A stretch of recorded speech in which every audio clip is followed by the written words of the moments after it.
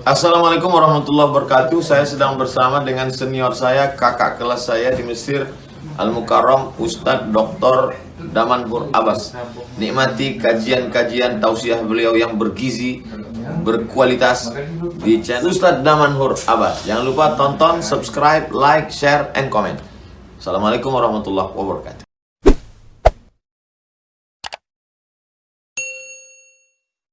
Assalamualaikum warahmatullahi wabarakatuh. Alhamdulillahilladzi khassana bi kitabin unzil wa akramana bi nabiyyin ursil. Asyhadu an la ilaha illallah lahu da'watul haqq harisun 'alaiha wa aujaba tabsyiri biha wal takum minkum ummatun yad'una ilal khair wa ya'muruna bil ma'ruf wa yanhauna 'anil munkar wa ulaika humul muflihun.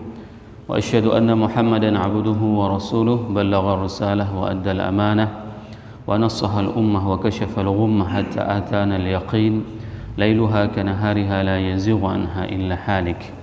اللهم صل على سيدنا محمد النبي الأمي الحبيب المحبوب العلي القدر العظيم الجاه وعلى أزواجه أمهات المؤمنين وذرياته وآل بيته وأصحابه أجمعين.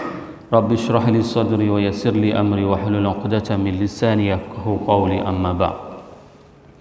Para asatiz yang saya muliakan, ayah bunda yang saya cintai, dan bapak ibu jamaah salat subuh yang dirahmati Allah.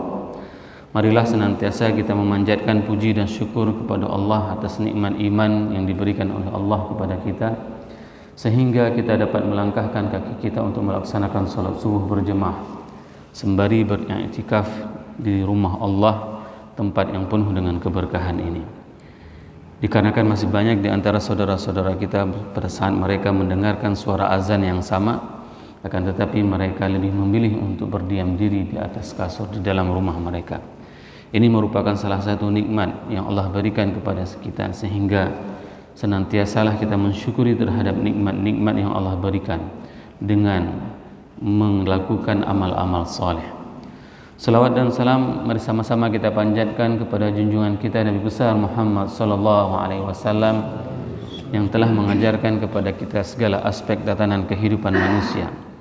Salah satu aspek yang diajarkan oleh baginda Rasulullah adalah pada saat kita mendengarkan suara panggilan azan, maka Rasul mengatakan barang siapa yang menyahuti panggilan tersebut dan berdoa dengan doa yang diajarkan oleh baginda Rasulullah sallallahu alaihi wasallam, fahaqqa alaihi syafa'ati yaumal qiyamah, maka mereka akan mendapatkan dan berhak untuk mendapatkan syafaatku nanti di hari akhirat. Ini adalah momentum yang paling berharga, Bapak Ibu jemaah yang dirahmati Allah. Pada saat nanti kita semuanya sibuk mencari baginda Rasulullah sallallahu alaihi wasallam, maka hadirkanlah rasa cinta untuk mengikuti apa yang diperintahkan oleh Rasulullah. Pada saat kita menadahkan tangan kita menyahuti panggilan azan, sembari pada akhirnya kita akan membacakan doa azan, maka hadirkanlah rasa bahwasanya kelak nanti Rasul akan mengenal kita dengan doa yang diajarkan oleh Rasulullah SAW. Maka kita akan mendapatkan syafaat dari beliau, sehingga kalau kita mau mengukur-ngukur amal yang sudah kita lakukan hari ini dengan nikmat yang Allah berikan, itu tidak setara. Maka dengan syafaat baginda Rasulullah SAW, segala dosa yang kita pernah perbuat itu akan diberikan pengampunan oleh Allah Subhanahu wa taala. Semoga jemaah subuh yang berhadir pada tempat yang penuh dengan keberkahan ini di Masjid Al-Fitrah merupakan di antara umat Nabi Muhammad SAW yang akan diberikan syafaat oleh baginda Rasulullah SAW. Dan semoga juga akan disuguhkan air dari tangan mulia tersebut kepada kita dari telaga Kautsar. Allahumma amin. Bapak Ibu jemaah salat subuh yang dirahmati Allah, pada subuh yang berbahagia ini kita akan melanjutkan tafsir ayat Al-Mutaffifin, yaitu ayat 14 dengan ayat 15. Di dalam ayat 14 dan ayat 15 tersebut Allah berfirman, a'udzubillahi minasyaitonir rajim, bismillahirrahmanirrahim, kalla bal rana ala qulubihim ma kanu yaksibun. Bahwasanya Imam Ibnu Ashur di dalam ayat ini mengatakan dengan kata-kata kalla, yaitu membantah, tidak sekali-sekali. Ya. Apa bantahan tersebut? Bal rana ala qulubihim, akan tetapi hati mereka itu tertutup, maka yaksibun, terhadap apa yang mereka perbuat selama ini. Ayat ini membantah bahwasanya pada saat orang-orang kafir di Mekah mengatakan bahwasanya Al-Quran itu merupakan asatirul awwalin, bahwasanya Al-Quran itu adalah dongeng belaka, maka Al-Quran sendiri yang membantah. Kalla, tidaklah demikian. Bantahan pertama ini bukan hanya sekali, akan tetapi dikuatkan dengan takkid bantahan lagi. Untuk menguatkan bantahan tersebut maka ditambah kata-kata bal. Ini adalah takkid ala ta'rif, bahwasanya setelah dibantah di awalnya kalla, di dalam Al-Quran, dalam bahasa Arab, apabila kata-kata kalla itu disebutkan, itu menunjukkan bantahan yang memang sudah pasti. Namun bantahan tersebut dikuatkan sekali lagi, yaitu dengan kata bal. Ini merupakan menunjukkan apapun dakwaan mereka tentang bahwasanya Al-Quran itu merupakan dongeng, maka itu adalah bantahan, tidak bisa dipercaya. Inilah yang disebut dengan bagaimana dahsyatnya kosakata yang diletakkan di dalam Al-Quran.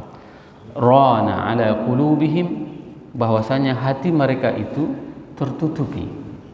Kata-kata ran, Imam Ibnu Ashur itu mengatakan bahwasanya kata-kata ran itu ada semacam pedang itu apabila dia mempunyai tutup. Itulah yang dinamakan dengan ran, tertutupi. Pada saat hati manusia, nanti di depannya ala qulubihim, hati manusia itu akan tertutupi dengan 3 fase. Pertama sekali yaitu dengan titik-titik kecil. Apabila kemaksiatan yang dilakukan oleh manusia, maka titik itu, hati kita itu akan tertitik dengan noda hitam. Noda-noda hitam itu kalau tidak dibersihkan, maka dia itu akan terus menutupi seluruh hati manusia. Sehingga apa yang terjadi? Hati yang bersih, fitrah hati yang bersih itu akan ternodai. Paling mudah pada saat seseorang itu melakukan kemaksiatan di awal-awalnya, maka hatinya itu akan berdebar keras. Cobalah bayangkan, mungkin pada saat dulu, pada saat kita sedang di pondok, itu kan dilarang untuk ngisap rokok. Nah, pada saat seseorang santri yang hisap rokok pertama sekali itu, bagaimana rasanya? Jantungnya berdebar sangat luar biasa. Dikarenakan apa? Dikarenakan itu merupakan salah satu hal yang dilarang, bertentangan dengan hati nurani. Begitu juga dengan kemaksiatan. Pada saat seseorang melakukan kemaksiatan pertama sekali, katakanlah dia berzina, ya, maka hatinya itu akan berdebar sangat luar biasa. Kenapa? Karena dia menolak. Fitrahnya hati kita itu tidak bisa menerima perbuatan-perbuatan kemaksiatan seperti itu. Sehingga pada saat seseorang melakukan kemaksiatan seperti itu, maka hatinya itu akan ternodai dengan titik kecil. Nah, apa yang terjadi pada saat hati ini sudah terselubungi dengan noda hitam semuanya sehingga gelap gelita? Maka yang terjadi itu adalah apabila seseorang sudah melakukan kemaksiatan terus-terusan tanpa meminta ampun, tanpa membersihkan, maka dia sudah nyaman dengan kemaksiatan tersebut. Sehingga apa yang terjadi? Berbalik, Bapak Ibu jemaah yang dirahmati Allah. Kalau dia tidak melakukan kemaksiatan, maka resah hatinya. Sama seperti halnya pada saat seseorang apabila sudah terbiasa dengan mabuk-mabukan, maka pada saat dia tidak mabuk, susah dia. Ini yang terjadi pada saat hati kita sudah terkotor. Pada saat hati manusia sudah kotor, tidak dibersihkannya, maka ini akan berbalik kondisinya. Yang dulunya pada saat di awal melakukan kemaksiatan, dia akan berdebar. Namun pada saat sudah terbiasa, maka dia itu akan berdebar apabila tidak melakukan kemaksiatan. Lihatlah bagaimana susahnya orang yang sudah sakau, tidak melakukan mabuk-mabukan. Dia akan sakau, susah sekali. Begitu juga orang apabila dia tidak berzina, maka dia tidak pas. Inilah yang dinamakan dengan hati yang sudah tertutupi. Nah, di dalam tafsir Ibnu Ashur itu beliau menjelaskan bahwasanya Ada sebuah hadis yang diriwayatkan oleh Abu Hurairah di dalam Sunan Tirmizi. Hadis yang menyatakan bahwasanya hati manusia itu apabila dia melakukan kemaksiatan, dia itu akan tertitik dengan satu noda. Cara untuk membersihkan titik tersebut adalah dengan istighfar. Maka kita perlu selalu beristighfar, dan waktu yang paling tepat untuk beristighfar itu adalah waktu sahur. Ini adalah momentum yang paling tepat. Kita tidak tahu harus membaca doa apa, segitu banyaknya dosa yang pernah dilakukan oleh manusia. Maka istighfar itu merupakan kunci yang paling dahsyat. Dan ini terjadi pada saat Nabi Nuh menyatakan kepada kaumnya, ya, bahwasanya Nabi Nuh meminta kepada kaumnya, beristighfarlah kalian kepada Tuhan kalian. Kenapa? Yumdidkum alaikum bil banin. Ya, bahwasanya pada saat seseorang itu dia beristighfar, meminta ampun kepada Allah, Allah akan menurunkan air hujan, akan membanyakkan anaknya, akan membanyakkan hartanya. Ini adalah salah satu dahsyatnya istighfar. Salah seorang ulama, ada salah seorang ulama itu yang menyatakan bahwasanya dahsyatnya istighfar tersebut. Imam Abu Hanifah itu merupakan Imam Ahmad bin Hambal, itu adalah seorang ulama besar. Ya, bayangkan dia itu diusir dari masjid pada saat ingin menumpang di salah satu masjid. Dalam sebuah perjalanan, Imam Ahmad bin Hambal itu diusir di masjid. Katakanlah beliau datang ke Sumawe, tidak dikasih masuk ke salah satu masjidnya, diusir, tidak boleh tidur di masjid. Yang marbot masjid tersebut tidak tahu bahwasanya ini adalah imam besar, sehingga apa, di luar masjid ada seorang yang sedang pulang jualan roti, ditanyakan, kenapa bapak? Oh, saya tidak ada tempat tidur sehingga saya tidak tahu mau harus tidur kemana. Maka dia diajaklah ke rumah si tukang roti tersebut. Ya sudah, kalau memang demikian, pulanglah ke rumah saya. Sampai pulang di rumah, dia memperhatikan tukang roti tersebut. Apa yang diucapkan di dalam mulutnya. Malamnya biasa saja, tidak ada yang istimewa bagi seorang tukang roti tersebut. Dia tidak bangun sepanjang malam. Dia hanya melihat terus tukang roti tersebut mengucapkan sesuatu, sehingga besok paginya Imam Ahmad bin Hambal menanyakan kepada tukang roti tersebut, apa yang engkau bacakan? Aku melihat dari perjalanan dari masjid sampai ke rumahmu dan sampai dengan pagi ini, engkau terus mengucapkan sesuatu. Tukang roti tersebut mengatakan, aku selalu beristighfar. Lalu ditanyakan, apa dahsyatnya istighfar tersebut? Semua yang kuinginkan itu telah dipenuhi oleh Allah dengan istighfarku, kecuali satu, yaitu aku kepingin ketemu sama Imam Ahmad bin Hambal.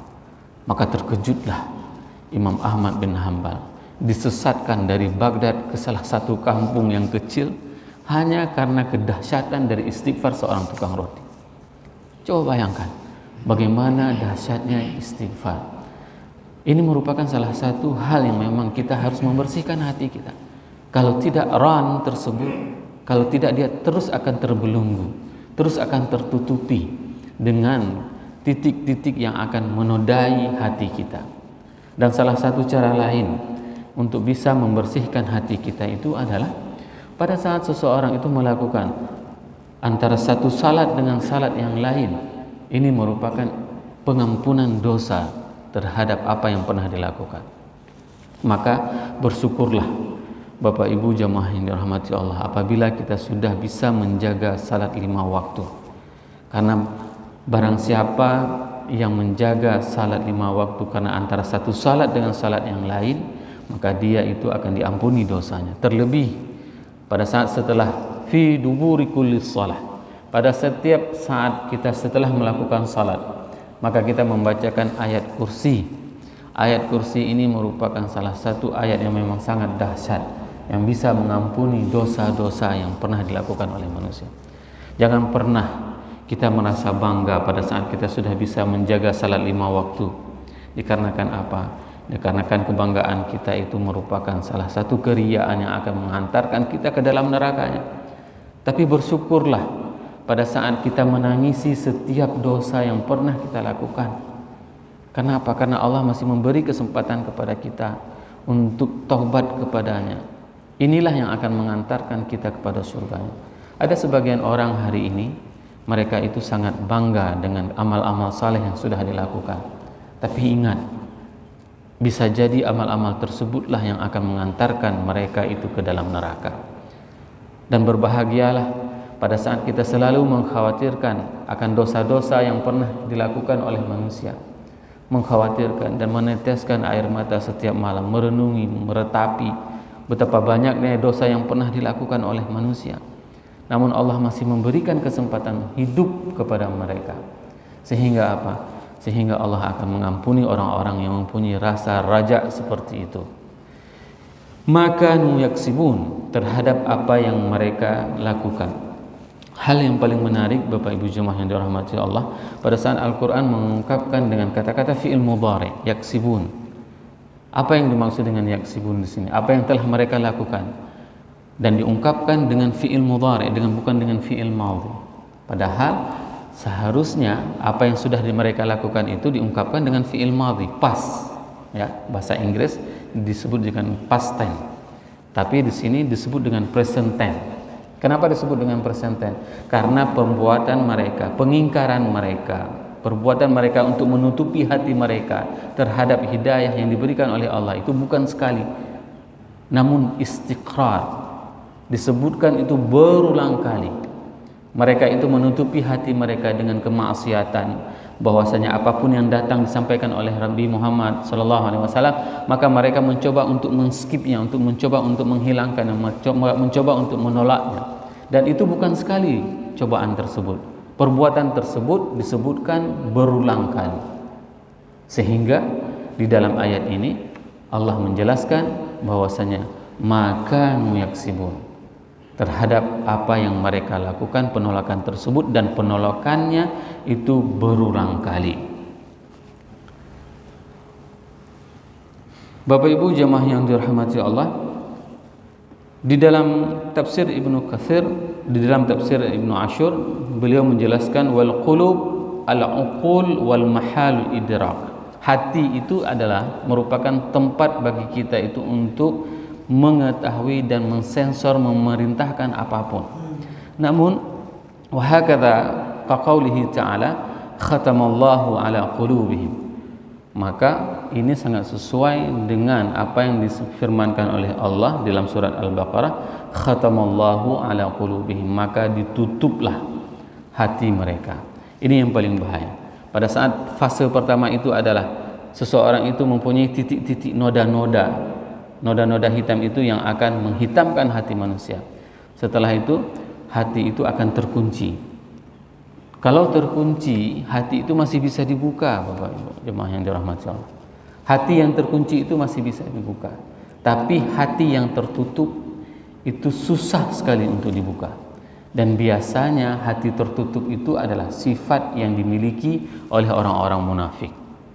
Kalau hati yang terkunci itu adalah sifat yang dimiliki oleh orang-orang kafir. Karena kunci itu punya gemboknya, punya kuncinya, dan bisa dibuka. Dan paling mudah orang-orang kafir itu tersentuh dengan keimanan. Saya ingin menceritakan salah seorang teman di Belanda. Dia itu masuk Islam dikarenakan menemukan satu ayat tentang haid. Coba bayangkan, seorang wanita di Belanda itu beriman kepada Allah dikarenakan menemukan ayat tentang haid. Dia mengatakan, begitu detailnya kitab suci kalian, sampai dengan fase haid itu pun dijelaskan di dalam Al-Quran. Dan ini tidak ada dalam kitab suci yang lain. Sehingga apa? Allah memberikan hidayah kepada dia, terketuk pintu hatinya. Tapi orang-orang munafik, ya, munafik itu apa? Orang-orang yang mengetahui tentang kebenaran, tapi dia mengabaikan kebenaran tersebut. Mereka sanggup salat di belakang Rasul, salat subuh. Coba bayangkan bagaimana dahsyatnya. Dulu tidak ada penerangan seperti kita. Orang pergi salat subuh itu penuh dengan perjuangan. Tapi orang-orang munafik itu adalah orang-orang yang sanggup, ya, salat subuh bersama Rasul, tapi dia selalu membawakan berita-berita fitnah, memecah belahkan umat Islam. Inilah kondisi pada saat hati manusia apabila dia sudah tertutup, ibaratnya sebuah gelas apabila sudah ditelungkupkan itu tidak akan pernah jatuh airnya. tidak akan pernah menetes airnya. Hidayah itu tidak akan pernah masuk lagi. Tapi kalau seandainya sebuah gembok ya, itu dikunci, maka kunci tersebut masih bisa terbuka. Ini merupakan pelajaran penting kepada kita semuanya agar apa? Agar kita bisa menjaga dan menata hati kita sehingga kita tidak termasuk dalam golongan-golongan orang kafir, tidak termasuk di dalam golongan-golongan orang yang munafik, dan senantiasa membersihkan hati kita dengan istighfar, dengan melakukan amal-amal soleh. Semoga apa yang saya sampaikan ini bermanfaat kepada diri saya dan kepada jamaah semuanya, sehingga kita bisa meningkatkan keimanan kita kepada Allah dan kepada Rasul, dan bertambah ketakwaan kita kepada Allah dan kepada Rasul. Subhanakallahumma wa bihamdika asyhadu an la ilaha illa anta astaghfiruka wa atubu ilaik. Wassalamualaikum warahmatullahi wabarakatuh.